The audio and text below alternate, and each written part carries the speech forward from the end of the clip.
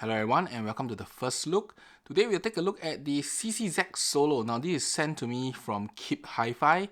I'd like to thank them for it. And this is the CCZ Solo DC02 and it costs about somewhere 20 to 25 USD as you can see on the screen. Now this particular IEM is an entry one. It has a dynamic driver, so it's going to compete with some of my more popular one, which is this one, 7Hz 02, also 02. So I'm excited to actually have a listen to this, do a comparison, and then some simple measurements on how this particular IEM works. So without wasting time, let me start unboxing this and then take a look at what's inside.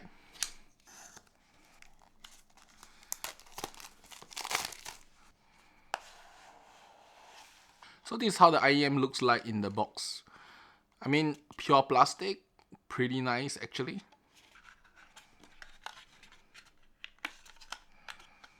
So this is the cables. This is a packet of tips. So one thing I did notice is that the tips are a bit unique. You can see there's actually a small little extrusion at the end here, so I'm not sure whether it will make a difference, but we will try it out later. So this is also a close look of the IEM. I did notice that this one slightly juts out as with most other CCZ type of connectors, and this is actually a clear plastic with a face plate, pretty nice plate if you ask me. And then let me pull this out, and you can see this is a nozzle, metal nozzle in fact, and it has a reach, so you can easily put almost any type of tips on it quite easily. So without wasting time, let me connect up the cables and have a first impression on this IEM. So one thing I did notice is that the connector does come with a microphone. Now if you are a purist, you can change the cable. It's a standard cable, not too hard. But if not, just use it at ease. And for this particular review, I will just use it at ease because people who buy this kind of IEMs just want to have something to listen to and no fuss here. So without wasting time, let me have a listen and I will get back to you guys on how I feel about this IEM. So I have heard this IEM, which is the CCZ Solo, for a few songs, and mainly they are Eidos and YOASOBI songs. And I just want to comment that how I feel about this sound signature itself. Firstly, I would say as the sound itself, it's a bit of a very dynamic sound, but relatively narrow in soundstage. So what I mean is that the sound feels very in your head, a bit small of sound itself, but however it is very dynamic. The overall tonality was great. Nothing was out of place, sibilance was low, bass was punchy, yet still had some depth there, and mids were very clear and very forward. Now, one thing to note is that the mids are really quite in your face for this IEM. At least I feel that it was really close to me. It doesn't have any of the recess, big sound. This is really all about filled up, full spectrum sound that is right in front of you. So it was a very nice experience to listen, other than it being a little bit narrow sounding for the soundstage itself. Another thing that I will also note is that there is this slight nasally sound for the mids itself. Very slight. I would say as for a lot of songs, it really doesn't matter. But for certain just pure vocal songs, I did notice it a little bit more. Treble was okay. It was not very sparkly, nor is it very tamed. I think it's just nice. And as I said again, no sibilance. Overall, I do think that it's a very enjoyable sound signature with good amount of clarity, good amount of dynamics, in fact, very good dynamics, relatively nice spectrum, and the only two things that I want to highlight once again is a relatively narrow sound signature for this soundstage. And then the other thing is that it has a slight nasally sound, at least to me, a very slight one. Once again, very, very slight one. Now, there is of course when I'm just listening it alone. So the next thing I will always do is compare it with another IEM. And today's comparison will be the 02. Now this is legendary for being one of the most affordable and good IEM. In fact, I have recommended it to at least 4 to 5 friends and they already purchased it.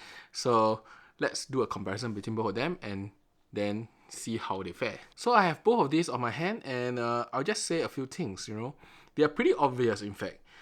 Firstly, I would say as if you're looking at power, then the Solo wins. If you're looking at clarity, I would say the Solo is slightly better. If you're looking at bass, I will also say that the Solo feels a bit more punchy, yet still have good amount of depth, and that is advantage over the 02, which is a bit more, I'll say, as rounded off there. Now, if you're looking at mids, power mids, if you're looking at really solid full body mids, then I'll say the Solo is also slightly better there. Now, where the 02 really beats the Solo is mainly in soundstage and the spread of the sound. I mean, the 02 is just way more spread out, and also it's a more relaxed and smooth sound. If you're looking at the smoothness of the overall sound and how they render, then I would say as the 02 is smoother, and I would say as depending on the state of listening at a point in time, if you're looking for just a relaxing experience, the 02 is a bit more relaxing, while I would say as the Solo is a bit more engaging and powerful there. But really, this is nitpicking many things here, but the most important difference really between them is a smaller soundstage on the Solo versus a bigger soundstage on the 02, and then of course a lot more power and overall more dynamic experience on the Solo versus a more tame and relaxed experience on the 02.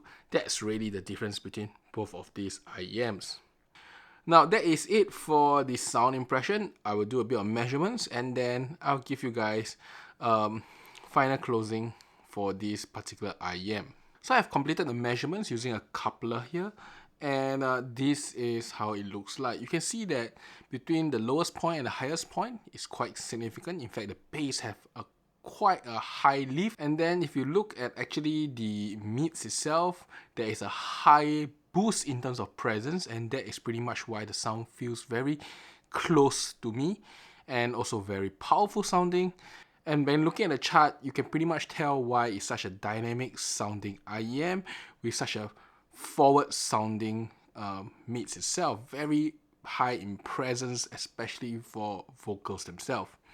Now, if you were to compare to the 02, you can see that the 02 is a lot more tamed and a more relaxed sound signature without such a high boost in terms of presence itself.